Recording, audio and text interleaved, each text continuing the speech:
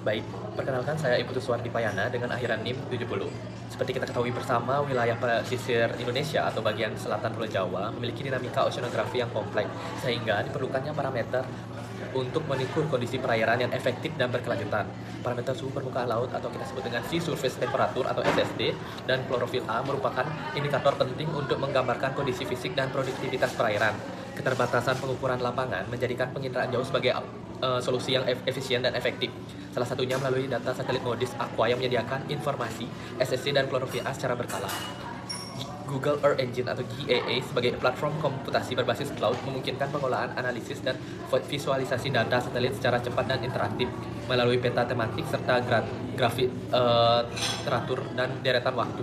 Oleh karena itu, dari tugas ini kami menginginkan bertujuan untuk membangun dashboard interaktif berbasis GEE untuk menganalisis pola spasial dan temperatur SST serta klorofil A dan garis pantai di wilayah pesisir perairan, terutama di selatan Pulau Jawa. Halo, selamat pagi semua. Perkenalkan nama saya Ahmad Sultan Habibie Aristo dengan akhiran NIM 049. Jadi saya akan menjelaskan lokasi penelitian. Jadi lokasi penelitian kami adalah pesisir selatan Jawa yang berada pada koordinat 105 hingga 115 derajat bujur timur dan 10 sampai 6 derajat lintang selatan. Kawasan ini meliputi pesisir selatan Jawa Barat hingga Jawa Timur, berbatasan langsung dengan Samudra Hindia. Karakteristiknya berupa topografi terjal, gelombang besar, dan ekosistem penting seperti terumbu karang. Wilayah ini dipilih karena signifikansinya secara ekologi sebagai zona whaling, secara ekonomi bagi perikanan dan pariwisata, serta secara strategis untuk pemantauan satelit berkelanjutan. Lalu ada peta di slide ini adalah ilustrasi analisis sepenuhnya menggunakan data satelit dalam Google Earth Engine sesuai batas koordinat yang diberikan. Terima kasih. Selanjutnya, sumber dan jenis data. Perkenalkan, saya Josephtiana Magdalena Sumi dengan NIM 2313511077. Yang pertama ada Sea Surface Temperature atau SST dengan sumber NASA Modis Aqua Level 3 L3SMI, yaitu data suhu permukaan laut yang digunakan untuk mengetahui kondisi termal perairan dan dinamika oceanografi di pesisir selatan Jawa dengan resolusi spasial kurang lebih 4 km, temporal harian bulanan. Yang kedua ada klorofil A dengan sumber NASA Modis Aqua Level 3 L3SMI, yaitu data konsentrasi klorofil A digunakan sebagai indikator produktivitas perairan dan keberadaan fitoplankton dengan resolusi spasial kurang lebih 4 km, temporal harian bulanan. Yang ketiga itu ada garis pantai, yaitu bersumber dari USGS Landsat 8 OLI atau TIRS level 2 dengan deskripsi data citra resolusi menengah yang digunakan untuk mengekstraksi batas darat laut menggunakan metode NDWI dengan resolusi spasial 30 meter, temporal 16 hari. Yang keempat yaitu grafik SST dengan sumber turunan Modis Aqua SST level 3, yaitu grafik perubahan suhu permukaan laut dari waktu ke waktu pada lokasi tertentu dengan resolusi spasial kurang lebih 4 km, temporal harian bulanan. Dan yang terakhir yaitu grafik klorofil A dengan sumber turunan Modis Aqua klorofil A level 3, yaitu grafik variasi konsentrasi klorofil A secara temporal pada titik pengamatan dengan resolusi spasial kurang lebih 4 km, temporal harian bulanan. Sekian dari saya, akan dijelaskan oleh teman saya. Baik, selanjutnya saya akan menjelaskan mengenai metode dari GEE Workflow. Sebelumnya perkenalkan nama saya Osen Sami Agisna dengan NIM 2313511046. Jadi penelitian itu dilakukan secara terintegrasi menggunakan platform Google Earth Engine berbasis komputasi awan dengan bahasa pemrograman JavaScript, di mana pemanfaatan GEE memungkinkan pengolahan data oceanografi dan citra satelit multitemporal dengan skala besar secara efisien tanpa keterbatasan penyimpanan maupun komputasi lokal. Selanjutnya itu ada langkah-langkah yang kami lakukan, yaitu yang pertama ada penentuan Area of Interest atau AOI, di mana AOI ini didefinisikan sebagai geometri persegi panjang dengan koordinat batas waktu tertentu. Kemudian peta dipusatkan pada AOI dengan zoom level 6 menggunakan fungsi Map Center Object. Tahap ini penting untuk membatasi wilayah analisis agar lebih fokus dan efisien. Terus langkah selanjutnya itu langkah kedua ada pengumpulan dataset di mana data suhu permukaan laut atau sea surface temperature diperoleh dari produk NASA Ocean Data Modis Aqua L3SMI dengan seleksi band SST dan pemotongan sesuai AOI. Selain itu, data klorofil A juga diambil dari data set yang sama dengan seleksi band klorofil A untuk analisis garis pantai. Digunakan Citra Landsat 8 Collection 2 Level 2 dengan rentang waktu itu dari tahun 2020 sampai 2024. Selanjutnya itu langkah yang ketiga ada penentuan parameter visualisasi di mana nilai SST divisualisasikan dengan rentang suhu 20 sampai 32 derajat Celcius dengan palet warna biru hingga merah. Sementara itu klorofil A divisualisasikan dengan pada rentang 0,1 sampai 5 dengan gradasi warna biru hingga kuning. Garis pantai ditampilkan menggunakan palet warna hitam agar terlihat lebih jelas. Terus langkah yang selanjutnya yang keempat itu ada pemrosesan data garis pantai atau shoreline.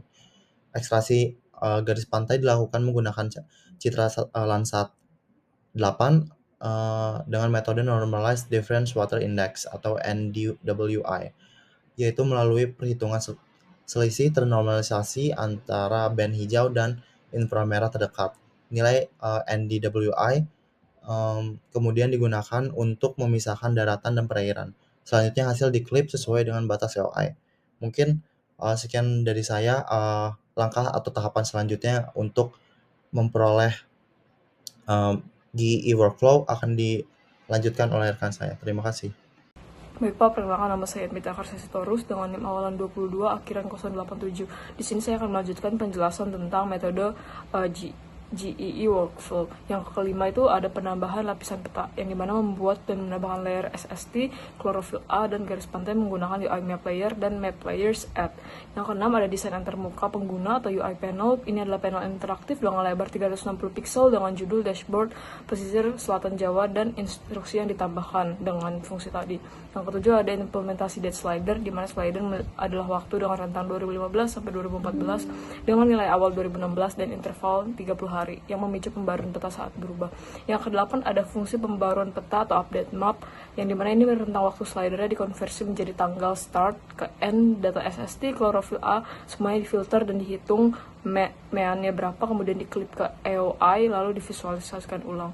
Yang kesembilan ada output dashboard interaktif, yang dimana outputnya adalah dashboard yang memiliki penampilan peta tematik dan grafik dari waktu dengan klik peta map on click yang menghasilkan titik lokasi dan grafik time series SST dalam satuan derajat dan juga klorofil A dalam satuan miligram per meter per kubik.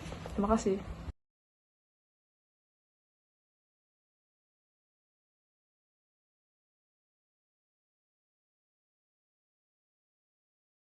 Perkenalkan, saya Ludikio Sisibideus dengan NIM awalan 22 dan akhiran 88. Kali ini akan mempresentasikan untuk hasil dari klorofil A. Jadi dari yang bisa kita lihat bersama-sama bahwa di tahun 2015 terlebih pada bulan Januari hingga tahun 2018 terjadi peningkatan yang bertahap terutama di beberapa wilayah pesisir dengan distribusi yang tidak merata dan lebih berkonsentrasi dekat dengan pantai.